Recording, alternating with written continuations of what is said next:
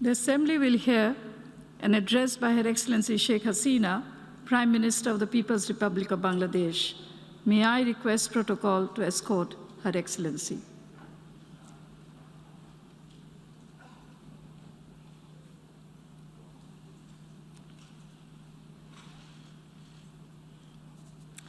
It's my distinct honor and privilege now to welcome Her Excellency Sheikh Hasina, Prime Minister of the People's Republic of Bangladesh, and I invite her to address the General Assembly.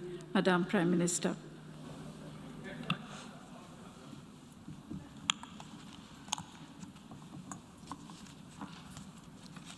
বিসমিল্লাহির রহমানির রহিম। মাননীয় সভাপতি, আসসালামু আলাইকুম। জাতিসংঘের সাধারণ পরিষদের ৭৬তম অধিবেশনের সভাপতি নির্বাচিত হয় আপনাকে আন্তরিক অভিনন্দন জানাচ্ছি। আমাদের দৃঢ় বিশ্বাস আপনার প্রেসিডেন্সি অফ হোপ টেকসই পুনরুদ্ধারের মাধ্যমে এগিয়ে নিয়ে যাবে, যেখানে কেউ পিছনে পড়ে থাকবে না।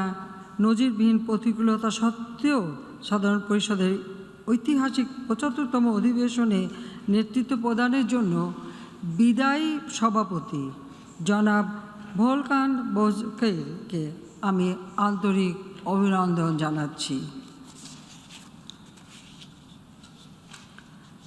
এটা আমার জন্য অত্যন্ত গর্বের যে আমি এ নিয়ে ১৭ বার জাতিসংঘের সাধারণ অধিবেশনে আমার দেশ বাংলাদেশের প্রতিনিধিত্ব করছি।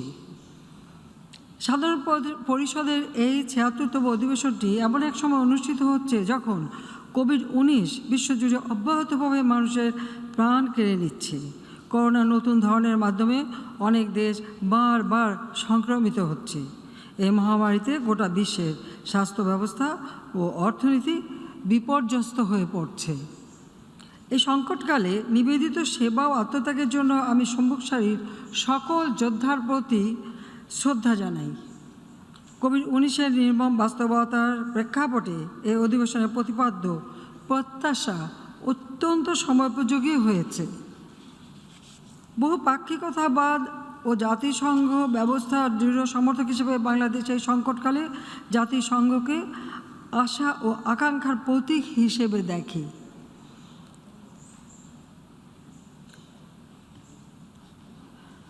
সব ধরনের মতভেদ ভুলে গিয়ে আমাদের অবশ্যই অভিন্ন মানব জাতি হিসেবে মাথা তুলে দাঁড়াতে হবে। সম্মিলিত শক্তিকে কাজে লাগিয়ে সবার জন্য আবারও সমৃদ্ধ বিশ্ব গড়ে তুলতে হবে। সভাপতি মহোদয়, এবছরটি আমাদের জন্য একটি বিশেষ গুরুত্বপূর্ণ বছর। এবছর আমরা বাংলাদেশের স্বাধীনতার সুবর্ণ জয়ন্তী উদযাপন করছি। একই সঙ্গে আমরা আমাদের জাতির পিতা বঙ্গবন্ধু শেখ মুজিবুর রহমানের জন্মশতবার্ষিকী মুজিব বর্ষ উদযাপন করছি। আমি শ্রদ্ধাভরে স্মরণ করছি জাতির পিতা বঙ্গবন্ধু শেখ মুজিবুর রহমানকে। তাঁর আজীবন নিঃস্বার্থ সংগ্রাম ও দূরদর্শী নেতৃত্ব আমাদের এনে দিয়েছে স্বপ্নের স্বাধীনতা। আমি শ্রদ্ধা জানাই বীর মুক্তিযোদ্ধাদের প্রতি, যাদের অসীম বীরত্ব ও আত্মত্যাগে আমাদের মাতৃভূমি স্বাধীন হয়েছে। আমাদের জাতির পিতা ছিলেন বহু পাক্ষিকতাবাদের একজন দৃঢ় সমর্থক। তিনি জাতিসংঘকে জনগণের আশা আকাঙ্ক্ষার কেন্দ্র মনে করতেন। আমাদের জাতিসংঘ অভিযাত্রার প্রথম দিনে ১৯৭৪ সালের ২৫শে সেপ্টেম্বর জাতিসংঘে প্রদত্ত তাঁর ঐতিহাসিক ভাষণে তিনি বলেছিলেন, আমি কোট করছি, আত্মনির্ভরশীলতাই আমাদের লক্ষ্য, জনগণের ঐক্যবদ্ধ যৌথ উদ্যোগই আমাদের নির্ধারিত কর্মধারা। এতে সন্দেহের কোনো অবকাশ নেই যে আন্তর্জাতিক সহযোগিতা এবং সম্পদ ও প্রযুক্তিবিদ্যায় অংশীদারিত্ব আমাদের কাজকে সহজতর করতে পারে, জনগণের দুঃখ কষ্ট লাঘব করতে পারে। আনকোড। বঙ্গবন্ধু শেখ মুজিব এমন একটি বিশ্ব গঠনের আহ্বান জানিয়েছিলেন যেখানে অর্থনৈতিক বৈষম্য থাকবে না, সামাজিক অবিচার, আগ্রাসন ও পারমাণবিক যুদ্ধের হুমকি থাকবে না। ৪৭ বছর আগে তাঁর সে আহ্বান আজও সমানভাবে প্রযোজ্য। এই জন্য আমরা অন্তর্ভুক্তিমূলক ও সমতাভিত্তিক সমাজ গঠনের যে কোনো উদ্যোগে সমর্থন ও নেতৃত্ব দিয়ে যাচ্ছি। করোনা ভাইরাসের টিকার ন্যায্য হিস্সা দাবি, ফিলিস্তিনিদের প্রতি যে কোনো ধরনের অবিচারের বিরুদ্ধে আমাদের দৃঢ় অবস্থান, রোহিঙ্গা সংকটের সমাধান, জলবায়ু ন্যায় বিচার প্রতিষ্ঠা, এসব আমাদের বৈশ্বিক অঙ্গীকারের কতিপয় উদাহরণ মাত্র। জাতির পিতা বঙ্গবন্ধু শেখ মুজিবের অপূর্ণ স্বপ্ন বাস্তবায়নে আমরা নিরলসভাবে কাজ করে যাচ্ছি। বাংলাদেশ এখন বিশ্বের দ্রুত বর্ধনশীল 5টি অর্থনীতির অন্যতম। জিডিপিতে আমরা বিশ্বের 41তম দেশ। গত এক দশকে আমরা দারিদ্র্যের হার 31.5 থেকে 20.5% নামিয়ে আনতে সক্ষম হয়েছি। এ সময় আমাদের মাথাপিছু আয় 3 গুণ বৃদ্ধি পেয়ে 2227 মার্কিন ডলারে উন্নীত হয়েছে। আমাদের বৈদেশিক মুদ্রার মজুদ সর্বকালের সর্বোচ্চ 48 বিলিয়ন মার্কিন ডলার অতিক্রম করেছে। গত এক দশকে আর্থিক, সামাজিক ও নারীর ক্ষমতায়নে বাংলাদেশ অভাবনীয় সাফল্য অর্জন করেছে। শিশু মৃত্যু হারে প্রতি হাজারে 23.67-তে কমে এসেছে। প্রতি লাখ জীবিত জন্মের মৃত্যু হার 173-এ হ্রাস পেয়েছে। মানুষের গড় আয়ু হয়েছে 73 বছর। বিশ্ব অর্থনৈতিক ফোরামের তথ্যমতে নারীর রাজনৈতিক ক্ষমতায়নে বিশ্বে বাংলাদেশের অবস্থান 7ম। 2014 সাল থেকে এই সূচকে বাংলাদেশ আঞ্চলিক প্রতিবেশী দেশগুলোর চাইতে এগিয়ে রয়েছে। আমাদের ডিজিটাল বাংলাদেশ উদ্যোগ আর্থসামাজিক উন্নয়ন, শিক্ষা, দুর্যোগ ঝুঁকি হ্রাস, নারী ক্ষমতায়ন সহ অন্যান্য অনেক ক্ষেত্রে অভূতপূর্ব সাড়া জাগিয়েছে। আমরা ব্যাপকভাবে সামাজিক নিরাপত্তা বেষ্টনী কর্মসূচি সম্প্রসারণ করেছি। টেকসই উন্নয়ন প্রতিবেদন 2021 অনুযায়ী 2015 সাল থেকে টেকসই উন্নয়ন অভিষ্ট লক্ষ্যমাত্রা সূচকে বাংলাদেশ অনেক ক্ষেত্রেই এগিয়ে গেছে। এ সাফল্যের মূলে রয়েছে নারীর উন্নতি ও ক্ষমতায়নে বিপুল বিনিয়োগ। এ বিনিয়োগ আমাদের রূপান্তর সক্ষম উন্নয়নে বিপুল অবদান রেখেছে। এবছর আমরা স্বল্পোন্নত দেশের তালিকা থেকে উত্তরণের মাইল ফলক অর্জন করেছি। এখন আমাদের স্বপ্ন বাংলাদেশকে 2041 সালের মধ্যে একটি জ্ঞানভিত্তিক উন্নত দেশ এবং 2100 সালের মধ্যে সমৃদ্ধ ও টেকসই বদ্বীপে রূপান্তর করা। জনাব সভাপতি, বাংলাদেশে কোভিড-19 মহামারীর প্রকোপ আশঙ্কার চেয়ে অনেক কম হয়েছে। তৃণমূল পর্যায় থেকে আমাদের শক্তিশালী স্বাস্থ্য ব্যবস্থার কারণে এটা সম্ভব হয়েছে। এছাড়া এ মহামারী মোকাবেলায় আমাদের সময়োচিত, সমন্বিত ও বহুমুখী উদ্যোগ কার্যকর ভূমিকা রেখেছে। জীবন ও জীবিকার ভারসাম্য রক্ষা করতে শুরুতে আমাদের দেশ বেশ কিছু কঠোর সিদ্ধান্ত নিতে হয়েছিল। অর্থনীতিকে সচল রাখতে বিভিন্ন সময় আমরা 28টি প্রণোদনা প্যাকেজের মাধ্যমে প্রায় 1460 কোটি মার্কিন ডলার বরাদ্দ দিয়েছি, যা মোট দেশজ উৎপাদনের 4.44%। করোনা ভাইরাসের টিকা সংগ্রহের জন্য চলতি অর্থ বছরের বাজেটে 161 কোটি মার্কিন ডলারের সংস্থান রাখা হয়েছে। অতি দরিদ্র, বিশেষ চাহিদা সম্পন্ন, বিদেশ ফেরত প্রবাসী, অসহায় নারীদের মতো সমাজের দুর্বলতর জনগোষ্ঠীর জন্য পর্যাপ্ত উদ্যোগ আমরা গ্রহণ করেছি। গত বছর মহামারীর প্রাদুর্ভাব শুরু থেকে আমরা প্রায় 4 কোটি মানুষকে নগদ অর্থসহ অন্যান্য সহায়তা দিয়েছি। সময়োচিত পদক্ষেপ ও ও আমাদের জনগণের বিরূপ পরিস্থিতি মোকাবেলার সক্ষমতার কারণে 2020 সালেও আমরা 5% বেশি অর্থনৈতিক প্রবৃদ্ধি অর্জন করতে সক্ষম হয়েছি। মাননীয় সভাপতি, অনধিকাল হতে মানবজাতি প্রাকৃতিক দুর্যোগ, মহামারী ও মানবসৃষ্ট নানা সংঘাত ও দুর্যোগ মোকাবেলা করে আসছে। এত সত্ত্বেও বুকে আশা ও আত্মবিশ্বাস নিয়ে মানবজাতি এসব পাহাড় সম সমস্যা অতিক্রম করে টিকে রয়েছে। এই মহামারী এমনি একটি সংকট যেখান থেকে বহু মানুষের টিকে থাকার অনুপ্রেরণামূলক এবং উদারতার উদাহরণ সৃষ্টি হয়েছে। তবে দুঃখজনক হলেও এই মহামারী আরও বেশ কিছুদিন স্থায়ী হবে বলে মনে হচ্ছে। সেজন্য এই অভিন্ন শত্রুকে মোকাবেলা করার জন্য অতীতের যে কোনো সময়ের চেয়ে এখন আমাদের অনেক বেশি নতুন, অন্তর্ভুক্তিমূলক ও বৈশ্বিক পরিকল্পনা গ্রহণ করতে হবে। এ বিষয়ে আমি কয়েকটি সুনির্দিষ্ট প্রস্তাব এখানে তুলে ধরতে চাই। প্রথমত, কোভিড মুক্ত একটি বিশ্ব গড়ে তোলার লক্ষ্যে টিকার সার্বজনীন ও সাশ্রয়ী মূল্যে প্রাপ্যতা নিশ্চিত করতে হবে। গত বছর এই মহোদয় অধিবেশনে আমি কোভিড-19 টিকাকে বৈশ্বিক সম্পদ হিসেবে বিবেচনা করার আহ্বান জানিয়েছিলাম। বিশ্ব নেতাদের অনেকে তখন এ বিষয়ে সহমত পোষণ করেছিলেন।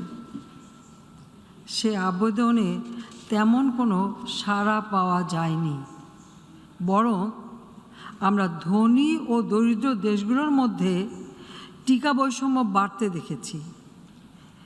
বিশ্বব্যাংকের তথ্য মতে এ যাবৎ উৎপাদিত টিকার 84% উচ্চ ও উচ্চ মধ্যম আয়ের দেশগুলোর মানুষের কাছে পৌঁছেছে। অন্যদিকে নিম্ন আয়ের দেশগুলো 1%-ও কম টিকা পেয়েছে। জরুরি ভিত্তিতে এ বৈষম্য দূর করতে হবে। লক্ষ লক্ষ মানুষকে টিকা থেকে দূরে রেখে কখনোই টেকসই পুনরুদ্ধার সম্ভব নয়। আমরা পুরোপুরি নিরাপদও থাকতে পারবো না। তাই আমি আবারও আহ্বান জানাচ্ছি, সবার জন্য ন্যায়সঙ্গত সাশ্রয়ী মূল্যে টিকার প্রাপ্যতা নিশ্চিত করতে হবে। অবিলম্বে টিকা প্রযুক্তি হস্তান্তর টিকার সমতা নিশ্চিত করার একটি উপায় হতে পারে। প্রযুক্তি সহায়তা ও মেধাস্বত্বে ছাড় পেলে বাংলাদেশও ব্যাপক পরিমাণে টিকা তৈরি করতে সক্ষম। দ্বিতীয়ত, এই মহামারী জলবায়ু পরিবর্তনের ঝুঁকিতে থাকা দেশগুলোকে অতিমাত্রায় ক্ষতিগ্রস্ত করেছে। জলবায়ু পরিবর্তন বিষয়ক ইন্টারগভর্নমেন্টাল প্যানেল অন ক্লাইমেট চেঞ্জের ওয়ার্কিং গ্রুপ 1-এর প্রতিবেদনে আমাদের এই গ্রহের ভবিষ্যতের এক ভয়াল চিত্র ফুটে উঠেছে। দ্রুত ব্যবস্থা না নিলে জলবায়ু পরিবর্তনের ধ্বংসাত্মক প্রভাব কাটিয়ে ওঠা কঠিন হবে। ধনী অথবা দরিদ্র কোনো দেশই এর বিরূপ প্রতিক্রিয়া থেকে নিরাপদ নয়। তাই আমি ধনী ও শিল্পোন্নত দেশগুলোকে কার্বন নিঃসরণের জন্য ক্ষতিপূরণ প্রদান এবং টেকসই অভিযোজনের জন্য অর্থায়ন ও প্রযুক্তি অবাধ হস্তান্তরের আহ্বান জানাচ্ছি। ক্লাইমেট ভালনারেবল ফোরাম এবং vulnerable 20 group of ministers of ফাইন্যান্সের সভাপতি হিসেবে আমরা মুজিব জলবায়ু সমৃদ্ধি পরিকল্পনা দশক 2030 এর কার্যক্রম শুরু করেছি। এ পরিকল্পনায় বাংলাদেশের জন্য জলবায়ুকে ঝুঁকির কারণ নয় বরং সমৃদ্ধির নিয়ামক হিসেবে পরিণত করার কর্মসূচি গৃহীত হয়েছে। গ্লাসগোতে অনুষ্ঠিতব্য কনফারেন্স অব পার্টিজ সিওপি কপ এর ২৬তম শীর্ষ সম্মেলন আমাদের নতুন নতুন অন্তর্ভুক্তিমূলক পরিকল্পনার পক্ষে সমর্থন আদায়ের অপার সুযোগ করে দিতে পারে। এই সুযোগ কাজে লাগানোর জন্য সবাইকে আমি আহ্বান জানাচ্ছি। তৃতীয়ত, মহামারীর প্রকোপে আমাদের শিক্ষা ব্যবস্থা চরমভাবে বিপর্যস্ত। জাতিসংঘ শিশু তহবিলের তথ্য অনুযায়ী করোনাকালে আংশিক বা পুরো বিদ্যালয় বন্ধের কারণে বিশ্বের প্রায় অর্ধেক শিক্ষার্থী ক্ষতিগ্রস্ত হয়েছে। নিম্ন আয়ের দেশগুলোর লক্ষ লক্ষ ছাত্রছাত্রীর দূরশিক্ষণে অংশগ্রহণের সক্ষমতা ও প্রযুক্তি না থাকায় ভর্তি, সাক্ষরতার হার ইত্যাদি অর্জনগুলো হুমকির মুখে পড়েছে। ডিজিটাল সরঞ্জামাদি ও সেবা, ইন্টারনেটের সুযোগ সুবিধা সহজলভ্যতা ও শিক্ষকদের দক্ষতা বৃদ্ধিতে বিনিয়োগ করতে হবে। এজন্য আমরা জাতিসংঘকে অংশীদারিত্ব ও প্রয়োজনীয় সম্পদ নিশ্চিত করার জন্য আহ্বান জানাচ্ছি।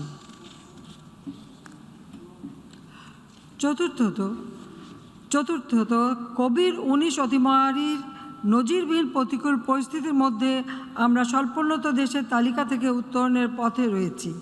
তবে এই মহামারী অনেক দেশের উত্তরণের আকাঙ্ক্ষাকে বিপন্ন করবে। স্বল্পোন্নত দেশের টেকসই উত্তরণ ত্বরান্বিত করার জন্য উন্নয়ন সহযোগীদের কাছ থেকে আমরা প্রণোদনাভিত্তিক উত্তরণ কাঠামো প্রণয়নে আরও সহায়তা আশা করি। এলডিসি ৫ সম্মেলনের প্রস্তুতিমূলক কমিটির অন্যতম সভাপতি হিসেবে আমরা আশা করি যে দোহা সম্মেলনের সুনির্দিষ্ট ফলাফল আরও বেশি সংখ্যক দেশকে সক্ষমতা দান করবে, যেন তারা স্বল্পোন্নত দেশের কাতার থেকে টেকসইভাবে উত্তরণ ঘটাতে পারে। পঞ্চমত, মহামারীকালে প্রবাসীরা অপরিহার্য কর্মী হিসেবে স্বাস্থ্য ও অন্যান্য জরুরি সেবা খাতে গুরুত্বপূর্ণ অবদান রাখছেন। তারাও সম্মুখ সারির যোদ্ধা। তবুও তাদের অনেকে চাকরিচ্যুতি, বেতন কর্তন, স্বাস্থ্য ও অন্যান্য সামাজিক সেবার সহজলভ্যতার অভাব ও বাধ্যতামূলক প্রত্যাবর্তনের ফলে ক্ষতিগ্রস্ত হচ্ছে। এই সংকটকালে অভিবাসী গ্রহণকারী দেশগুলোকে অভিবাসীদের সঙ্গে ন্যায়সঙ্গত আচরণ করার এবং তাদের কর্মসংস্থান, স্বাস্থ্য এবং কল্যাণকে নিশ্চিত করার জন্য আমি আহ্বান জানাচ্ছি। ষষ্ঠত, রোহিঙ্গা সংকট এবার পঞ্চম বছরে পা দিল, কিন্তু এখন পর্যন্ত বলপূর্বক বাস্তুচ্যুত মিয়ানমার নাগরিকদের একজনকেও মিয়ানমারে ফেরত পাঠানো সম্ভব হয়নি। মিয়ানমারের সাম্প্রতিক রাজনৈতিক পট পরিবর্তনে অনিশ্চয়তা তৈরি হলেও এ সমস্যার একটি স্থায়ী সমাধান খুঁজে বের করতে আমরা আন্তর্জাতিক সম্প্রদায়ের জোরালো ভূমিকা ও অব্যাহত সহযোগিতা আশা করি। মিয়ানমারকে অবশ্যই তাদের নাগরিকদের প্রত্যাবর্তনের অনুকূল পরিবেশ তৈরি করতে হবে। এই গুরুত্বপূর্ণ বিষয়ে আমরা আন্তর্জাতিক সম্প্রদায়কে সহযোগিতা করতে সদা প্রস্তুত রয়েছি। বাংলাদেশে তাদের সাময়িক অবস্থানকে নিরাপদ ও সুরক্ষিত রাখতে কিছু সংখ্যক বলপূর্বক বাস্তুচ্যুত মিয়ানমার নাগরিককে আমরা ভাষান্তরে স্থানান্তর করেছি। আশ্রয় শিবিরে কোভিড-19 মহামারীর বিস্তার রোধে টিকা লাভে যোগ্য সকলকে জাতীয় টিকাদান কর্মসূচিতে অন্তর্ভুক্ত করা হয়েছে। আমি আগেও বলেছি, আবারও বলছি, রোহিঙ্গা সংকটের সৃষ্টি মিয়ানমারের, সমাধানও রয়েছে মিয়ানমারের হাতে। রাখাইন রাজ্যে তাদের মাতৃভূমি, সেখানে তারা নিরাপদ, টেকসই ও মর্যাদাপূর্ণ প্রত্যাবর্তনের মাধ্যমেই কেবল এই সংকটের স্থায়ী সমাধান হতে পারে। এজন্য আন্তর্জাতিক সম্প্রদায়কে অবশ্যই গঠনমূলক উদ্যোগ গ্রহণ করতে হবে। আমরা আশা করি আসিয়ানের নেতৃবৃন্দ বাস্তুচ্যুত মিয়ানমার নাগরিক ইস্যুতে গৃহীত প্রচেষ্টাকে আরও বেগবান করবেন। অন্যদিকে আন্তর্জাতিক সম্প্রদায়কে মানবাধিকার লঙ্ঘনের জন্য দায়ীদের জবাবদিহি নিশ্চিতকরণে গৃহীত সকল কর্মকাণ্ডে সহযোগিতা করতে হবে। সভাপতি মহোদয়, আমরা একটি শান্তিপূর্ণ, স্থিতিশীল এবং সমৃদ্ধ দক্ষিণ এশিয়ার স্বপ্ন দেখি। আমরা দৃঢ়ভাবে বিশ্বাস করি যে আফগানিস্তানের বিনির্মাণ ও ভবিষ্যতের গতিপথ নির্ধারণ আফগানিস্তানের জনগণের উপরই নির্ভর করে। আফগানিস্তানের আর্থসামাজিক উন্নয়নের জন্য দেশটির জনগণ আন্তর্জাতিক সম্প্রদায়ের সাথে কাজ করে যেতে বাংলাদেশ সদা প্রস্তুত। বাংলাদেশের পররাষ্ট্রনীতির কেন্দ্রবিন্দুতে রয়েছে শান্তি। শান্তির সংস্কৃতি উপস্থাপনার প্রধান প্রবক্তা হিসেবে আমরা শান্তিময় সমাজ বিনির্মাণে প্রতিশ্রুতিবদ্ধ। সন্ত্রাসবাদ ও সহিংস উগ্রবাদের করাল থাবায় বিশ্বের বিভিন্ন স্থানে শান্তি ও নিরাপত্তা বিঘ্নিত হচ্ছে। তাই আমরা সন্ত্রাসবাদ, সহিংসতার বিরুদ্ধে জিরো টলারেন্স নীতি বজায় রেখেছি। শীর্ষস্থানীয় শান্তিরক্ষী প্রেরণকারী দেশ হিসেবে বৈশ্বিক শান্তিরক্ষায় অবদানের জন্য আমরা গর্ববোধ করি। মহামারী নজিরবিহীন প্রতিকূলতা সত্ত্বেও বাংলাদেশের শান্তিরক্ষীরা বিশ্বজুড়ে কঠিনতম পরিবেশে নিষ্ঠা ও পেশাদারিত্বের সঙ্গে দায়িত্ব পালন করে যাচ্ছে।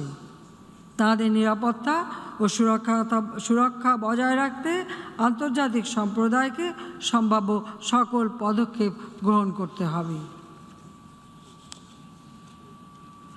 সংবিধানের আলোকে আমরা সর্বদা সম্পূর্ণ নিরস্ত্রীকরণের অবিচল সমর্থক।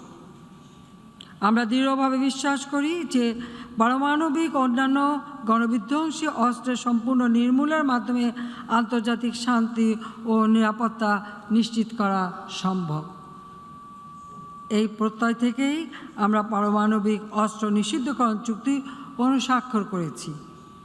এই বছরের শুরুতে চুক্তিটি কার্যকর হয়েছে। মাননীয় সভাপতি, কোভিড-19 মহামারী জরুরি পরিস্থিতি মোকাবেলায় কার্যকর বৈশ্বিক উদ্যোগের ঘাটতি বিষয়টিকে সামনে নিয়ে এসেছে। একই সঙ্গে এটি বৈশ্বিক সংহতি ও সহযোগিতার প্রয়োজনীয়তার উপরও আলোকপাত করছে। সার্বজনীন বিষয়গুলোতে আমাদের অবশ্যই একসঙ্গে কাজ করতে হবে। নতুন নতুন অংশীদারিত্ব সমস্যা সমাধানের ক্ষেত্র প্রস্তুত করতে হবে। সংকীর্ণ রাজনৈতিক স্বার্থের ঊর্ধ্বে উঠে বিভিন্ন অঞ্চলের সদস্য দেশগুলো এই জাতিসংঘের মঞ্চ থেকেই তা শুরু করতে পারে। তবেই আমরা সহনশীল ও অন্তর্ভুক্তিমূলক উত্তরণের লক্ষ্যে একটি অর্থবহ সহযোগিতা অর্জন করতে পারব। এই ক্রান্তিলগ্নে জাতিসংঘই হোক আমাদের ভরসার সর্বোত্তম কেন্দ্রস্থল। আসুন সেই ভরসাকে বাঁচিয়ে রাখার প্রত্যয়ে আমরা সবাই হাতে হাত মিলিয়ে একযোগে কাজ করি। আমি বক্তব্য শেষ করবার পূর্বে সারা বিশ্বে শান্তি ও ন্যায় বিচার প্রতিষ্ঠার এই মহান সংস্থার সামনে বিগত প্রায় ৪৬ বছর আগে আমার পরিবারের সদস্যদের নির্মমভাবে হত্যা ন্যায় বিচার পাওয়ার প্রত্যাশার কথা তুলে ধরতে চাই। ১৯৭৫ সালের ১৫ই আগস্ট ভোরে একদল বিপদগামী ঘাতক আমার পিতা বাংলাদেশের তৎকালীন রাষ্ট্রপতি জাতির পিতা বঙ্গবন্ধু শেখ মুজিবুর রহমান, আমার স্নেহময়ী মা বেগম ফজিলাতুন্নেসা মুজিব, আমার ছোট 3 ভাই মুক্তিযোদ্ধা ক্যাপ্টেন শেখ কামাল, মুক্তিযোদ্ধা লেফটেন্যান্ট শেখ জামাল এবং 10 বছরের ছোট্ট ভাইটি শেখ রাসেল, আমার চাচা মুক্তিযোদ্ধা শেখ আবু নাসের সহ আমাদের পরিবার আত্মীয় স্বজন সহ 18 জনকে নির্মমভাবে হত্যা করা হয়েছিল। আমি আর আমার ছোট বোন রেহানা আমরা তখন বিদেশে ছিলাম বলে ঘাতকের হাত থেকে বেঁচে গিয়েছিলাম। 6 বছর আমরা দেশে ফিরতে পারিনি, মিলিটারি ডিক্টেটর আমাদের দেশে আসতে দেয়নি। স্বজন হারানোর বেদনা বুকে নিয়ে বিদেশের মাটিতে নির্বাসিত জীবন কাটিয়েছি। এরপর জনগণের সমর্থন নিয়ে দেশে ফিরে আসার সুযোগ পাই। দেশে এসে আমি আমার দেশের মানুষের গণতান্ত্রিক অধিকার, ভোট ও ভাতের অধিকার আদায়ের সংগ্রাম শুরু করি। অনেক ঘাত প্রতিঘাতের মধ্য দিয়েই আমাকে চলতে হয়েছে, বারবার মৃত্যুর মুখে পড়তে হয়েছে, কারাবরণ করতে হয়েছে, থেমে থাকিনি, পথ চলেছি।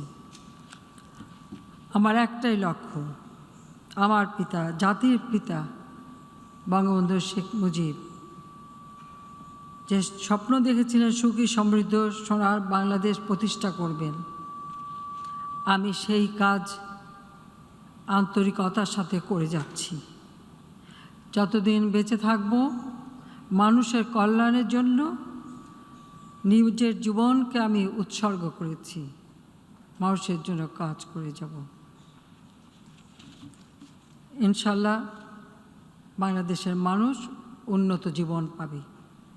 আপনাদের সবাইকে আমি আবারও আন্তরিক ধন্যবাদ জানাচ্ছি। খোদা হাফেজ। জয় বাংলা, জয় বঙ্গবন্ধু, বাংলাদেশ চিরজীবী হোক।